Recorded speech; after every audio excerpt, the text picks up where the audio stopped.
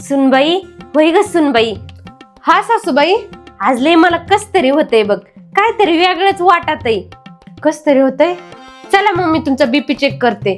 अगं बीपी बी चेक केला, बीपी पण ठीक आहे.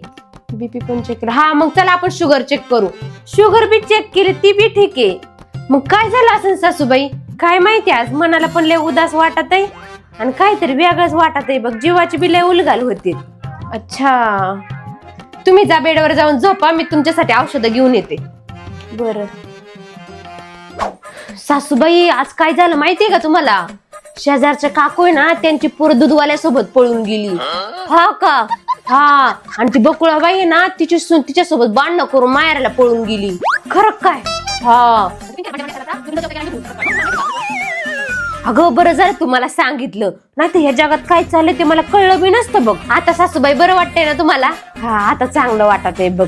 माझं डोकं बी दुखायचं राहिलं, सकाळ धरून मला लय कस तरी होत, आता चांगलं वाटते. सासूबाई, पण मला माहिती होतं हा आजार आहे ना बघा, बहुतेक सगळ्याच बायकांना असतो बघा. तेजस्वी लोग हैं हमारे पास.